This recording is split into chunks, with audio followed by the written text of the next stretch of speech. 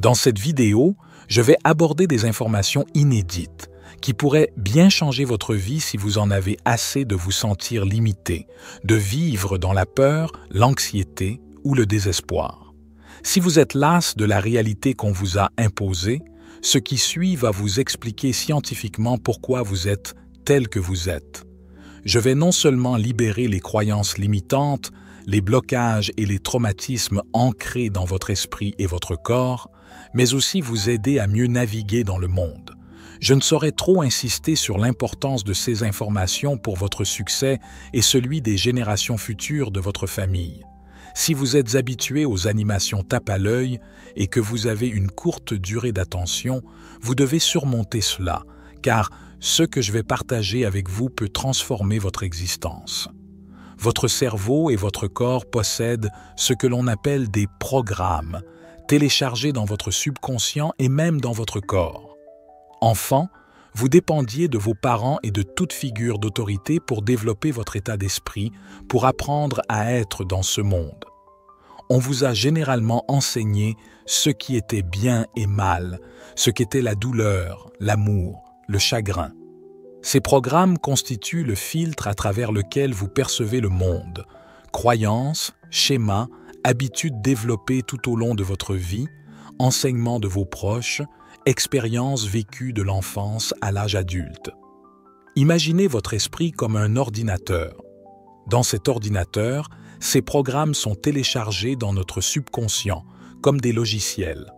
Au cours de votre parcours, vous avez traversé des épreuves telles que des chagrins d'amour, peut-être avez-vous été trompé lors de votre première relation, des événements traumatisants, un accident de voiture, une fracture, des abus physiques ou psychologiques. Ces expériences se sont téléchargées dans votre subconscient et ont façonné votre mode de vie. Des programmes se sont installés dans cet ordinateur, dans votre subconscient. D'autres programmes peuvent inclure des situations de pénurie vécues pendant l'enfance, manque de nourriture, négligence. Il est probable que vous ayez alors vécu en mode survie, vous inquiétant constamment de votre prochain repas ou vivant au jour le jour.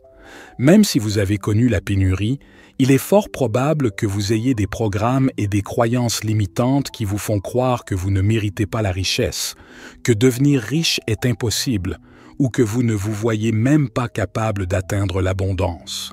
Toutes ces expériences se sont téléchargées dans votre subconscient et constituent désormais le filtre à travers lequel vous voyez la vie. Vous développez ces programmes à travers vos expériences et les enseignements reçus de vos proches, des expériences qui constituent votre système de croyances actuel. Cependant, et si je vous disais que les habitudes et les schémas de croyances que vous avez actuellement ne sont pas les vôtres?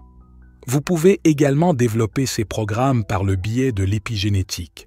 Cela signifie que vous pouvez non seulement développer ces programmes à travers vos expériences de vie, mais aussi en hériter de votre famille. L'épigénétique est l'étude de la fonction cellulaire et de la manière dont l'environnement ou des facteurs externes peuvent activer ou désactiver des gènes en vous. C'est une information cruciale, car si un membre de votre famille, mère, oncle, grand-père, a vécu des expériences traumatisantes pendant son enfance et n'a pas guéri ses programmes, il est fort probable qu'il vous ait transmis ces traits. Les pensées que vous avez et les sentiments que vous ressentez chaque jour pourraient même ne pas être les vôtres. Un exemple frappant d'épigénétique. Avez-vous déjà rencontré quelqu'un qui peut simplement prendre un instrument et en jouer naturellement bien? Il y a de fortes chances que cette personne ait un ancêtre doué pour la musique ou la créativité. Il est essentiel de comprendre à quel point l'épigénétique peut être sérieuse. Une étude menée à l'université Emory a utilisé un groupe de rats. Ils ont fait sentir à un rat mâle une fleur de cerisier, puis l'ont immédiatement électrocuté, conditionnant le rat à ressentir de la peur lorsqu'il sentait la fleur. Ils ont répété ce processus plusieurs fois, puis ont replacé le rat mâle dans la cage. Plus tard, ce rat mâle a fécondé une femelle.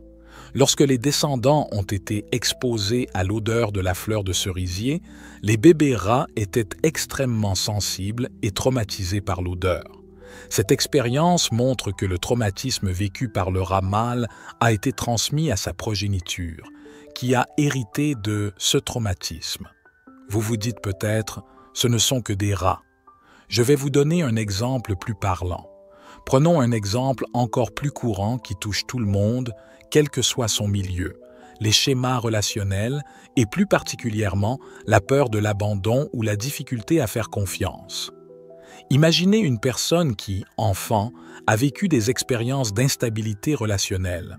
Peut-être a-t-elle été témoin de disputes fréquentes entre parents, a-t-elle subi un divorce difficile ou a-t-elle eu des figures d'attachement, parents, amis, famille élargie, qui étaient émotionnellement indisponibles ou imprévisibles. Ces expériences, même si elles ne semblent pas traumatiques au sens classique du terme, peuvent créer une programmation subconsciente. L'enfant intériorise l'idée que les relations sont instables, que l'amour est conditionnel ou que les gens finissent toujours par partir ou par décevoir. Il développe, sans s'en rendre compte, une peur profonde de l'abandon, une méfiance envers les autres ou une difficulté à s'engager pleinement dans des relations. Ce n'est pas une question de faiblesse ou de mauvais choix, mais plutôt la conséquence d'une programmation subconsciente, d'un logiciel qui tourne en arrière-plan et influence les comportements et les perceptions. Cette personne n'est pas intentionnellement en train de se saboter. Elle réagit simplement à des schémas appris, à des mécanismes de défense mis en place pour se protéger de la souffrance. Ces programmes existent dans notre subconscient et affectent nos décisions quotidiennes. Toutes les décisions que nous prenons sont filtrées à travers ce prisme que nous avons développé pendant notre enfance, à travers nos croyances limitantes et les traumatismes dont nous avons hérité. Les programmes peuvent même se réveiller plus tard dans la vie, s'ils sont déclenchés par des expériences externes. Il existe de nombreux exemples d'enfants ayant des frères et sœurs, dont l'un a hérité d'un trait de parent. Peut-être que le père ou la mère était alcoolique et que le gène de l'alcoolisme a été transmis à l'un des enfants, mais pas à l'autre. Cet enfant n'est pas né immédiatement toxicomane, mais le gène résidait en lui et a été activé par un événement extérieur, un déclencheur. C'est comme lorsque les gens développent l'épilepsie plus tard dans la vie. Pour revenir à l'explication de ces programmes comme filtre, chaque être humain porte sa propre paire de lunettes personnalisées. Mais pourquoi est-ce si crucial? Parce que si vous avez vécu un chagrin d'amour et que vous commencez à voir un schéma se répéter dans vos relations, être constamment trompé, si vous ne traitez pas ces programmes, ils se transforment en comportements et ces comportements en traits de personnalité. Ces programmes bloquent nos bénédictions. C'est comme marcher avec une boîte sur la tête.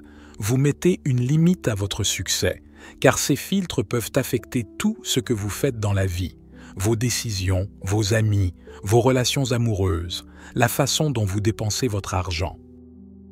Mon ami, qui a travaillé dans le secteur de la santé, m'a raconté une histoire qui illustre parfaitement ce dont nous parlons. Il a eu un patient d'une 60aine d'années, extrêmement émotif.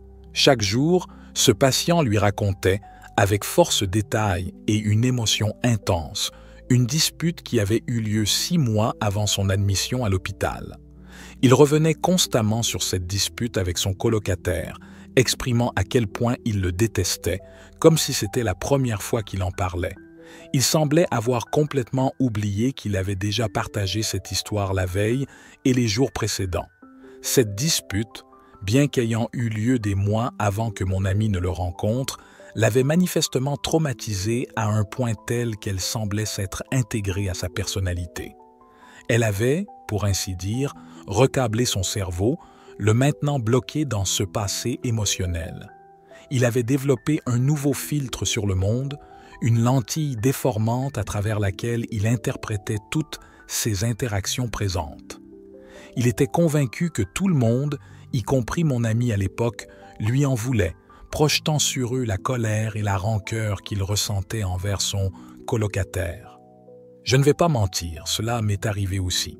J'ai été dans une relation où j'ai été manipulé et trompé.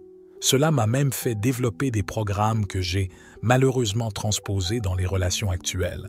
Je suis sûr que certains d'entre vous ont déjà vécu ce que c'est que d'être trompé et de vivre constamment dans la peur. Pour réussir, nous devons désinstaller ces programmes. Comment faire? Tout d'abord, je dois expliquer pourquoi il est si difficile de se débarrasser des émotions et de ses croyances. Il existe un processus en 3 étapes et la plupart d'entre nous restent bloqués à la première étape. La première étape est de penser. La deuxième étape est de faire. Et l'étape 3 est d'être. Il s'agit de savoir ce que vous devez faire dans votre tête, de le pratiquer avec vos actions et de le connaître par cœur, l'incarner. Chaque jour, nous avons de nouvelles pensées sur la façon de changer nos vies, de créer de nouvelles habitudes ou de faire quelque chose de différent. Mais la plupart du temps, nous ne passons pas à l'action, ce qui ne crée pas de nouveaux résultats. Le langage de l'esprit, ce sont les pensées, et le langage du corps, ce sont les émotions. Ce qui se passe, c'est que nos esprits se retrouvent piégés dans nos corps. Nos émotions prennent le dessus car elles sont plus puissantes que nos pensées. Ainsi, lorsque nous sommes déclenchés, la plupart du temps, nous réagissons émotionnellement plutôt que logiquement. Si votre désir ultime est de vous sentir accompli, peu importe ce que vous essayez de poursuivre, si vous voulez ressentir l'amour, le bonheur et sortir du mode survie ou de la pénurie pour vivre dans l'abondance, vous devez d'abord briser ces pensées, ces suppositions automatiques, ces pensées négatives auxquelles vous vous accrochez à cause de ces expériences. Ensuite, vous pourrez en créer de nouvelles et enseigner à votre corps, émotionnellement, à comprendre ce que votre esprit comprend intellectuellement. Si vous êtes un de mes abonnés, vous savez à quel point vos pensées sont importantes, car elles créent votre réalité. En fait, tout ce qui vous entoure en ce moment, dans la pièce où vous vous trouvez, a été créé à partir d'une pensée. Et si vous avez développé un filtre qui vous dit que la vie est dure, alors vous recevrez ce que vous croyez. La science nous dit que nous avons environ 60 000 à 70 000 pensées par jour et que 90% de ces pensées sont les mêmes que celles que nous avions la veille. Donc, si vous pensez les mêmes pensées et que vous croyez que vos pensées ont un impact sur votre vie, alors votre vie restera la même. Si 90% de vos pensées sont les mêmes que celles d'hier, alors les mêmes pensées mènent aux mêmes choix. Les mêmes choix mènent aux mêmes comportements. Les mêmes comportements mènent aux mêmes expériences. Les mêmes expériences produisent les mêmes sentiments et émotions. Ces mêmes émotions alimentent les mêmes pensées que vous aviez hier, avant-hier, etc. Et maintenant, comprenez ceci. La façon dont vous pensez, agissez et ressentez constitue votre personnalité. Votre personnalité crée votre réalité personnelle. Si vous voulez changer votre réalité personnelle, vous devez changer votre personnalité, ce qui signifie que vous devez commencer à réfléchir à ce à quoi vous avez pensé et le changer. Je veux que vous examiniez ces croyances limitantes, ces schémas de pensée qui vous ancrent dans le passé, et que vous décidiez, ici et maintenant, s'ils ont leur place dans votre avenir. La façon dont vous pensez et ressentez crée votre état d'être. Vous devez devenir plus grand que votre environnement, plus grand que vos émotions, que votre corps. Voici les 3 étapes pour briser ces croyances limitantes et changer le filtre à travers lequel vous voyez le monde. 1. Devenir conscient. Observez. Devenez conscient du programme. Séparez-vous de l'émotion, du programme, de la pensée au moment où elle se produit. Séparez-vous-en et devenez l'observateur du programme. Exemple. Avez-vous déjà été ivre et vos amis vous ont raconté comment vous vous êtes comporté alors que vous aviez un trou noir? Vous ne vous souvenez même pas de votre comportement. Le lendemain, vous découvrez tout ce qui s'est passé et cela vous fait réfléchir. La prochaine fois, vous buvez moins. Vous avez observé votre comportement et l'avez modifié. 2. Modifier votre comportement. Agir. Modifiez vos actions pour vous améliorer. Vous devez consciemment faire des choix différents. Maintenant que vous avez développé de nouvelles pensées, vous devez changer, créer un nouveau résultat. 3. Répéter, intégrer ou être. C'est l'étape la plus difficile. Ne pas faire les mêmes choix que par le passé. Vous serez mis à l'épreuve par vos émotions et les substances chimiques de votre corps. Votre esprit reviendra à ces vieilles pensées et vous dira « Ce n'est pas normal, qu'est-ce que tu fais? Tu pourras recommencer lundi » ou « C'est trop dur, tu n'y arriveras pas ». Votre esprit va essayer de vous ramener à ces vieilles pensées qui mèneront au même comportement, aux mêmes expériences, et le cycle se répétera. Préparez-vous, car ce processus sera inconfortable. Vous entrez dans l'inconnu, vous faites de nouveaux choix. La raison pour laquelle il est si difficile pour les gens de changer, c'est que nous préférons rester coincés, nous préférons souffrir, car nous pouvons prédire le résultat. Nous pensons que la douleur est agréable, alors qu'en réalité, elle est familière. Le but du jeu est d'enseigner à votre corps, émotionnellement, ce que ressentira l'avenir, avant même que l'événement ne se produise. La vérité est que votre cerveau ne fait pas la différence entre le passé, le présent et le futur. C'est pourquoi, si vous pensez à quelque chose qui s'est passé dans le passé, quelque chose d'émotionnel ou de contrariant, vous commencez à ressentir l'émotion remonter, votre corps se réchauffe, vous sentez votre sang bouillir, vous revivez la situation. Votre esprit ne comprend pas que cela s'est passé il y a 1 an, il a l'impression que cela se passe maintenant. Plus vous visualisez votre avenir et restez en dehors du passé, plus vous recablerez votre cerveau avec de nouvelles pensées. Votre corps commencera à produire de nouvelles substances chimiques et de nouveaux circuits. Vous recablerez votre système nerveux, ce qui mènera à de nouveaux choix, de nouveaux comportements, de nouvelles expériences et à une nouvelle réalité. Lorsque j'ai pleinement compris ces informations, je me suis libéré de la souffrance que je ressentais en côtoyant des personnes qui, en réalité, sont ce qu'elles sont à cause de ce qu'elles ont vécu. Cela a rendu ma vie plus facile, car maintenant que je comprends pourquoi les gens sont comme ils sont, je peux mieux communiquer avec eux. J'ai développé de la compassion pour ces personnes, je comprends d'où elles viennent. J'ai créé l'abondance et j'ai gagné beaucoup plus d'amour et de prospérité. Tout cela parce que j'ai enlevé la limite que je m'étais imposée, la boîte que j'avais sur la tête. J'espère que cette vidéo vous a éclairé et vous a incité à examiner vos programmes. Si vous avez pour mission de réussir, si vous voulez briser les malédictions générationnelles ou créer un héritage, vous comprenez maintenant à quel point les programmes et l'épigénétique sont importants. Cela vous facilitera la vie.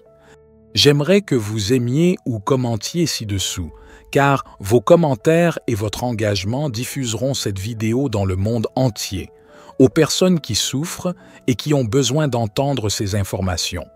Si je peux changer ne serait-ce qu'une seule vie, j'aurai accompli mon intention avec cette vidéo. C'était David pour la sagesse infinie. Soyez bénis, mes amis.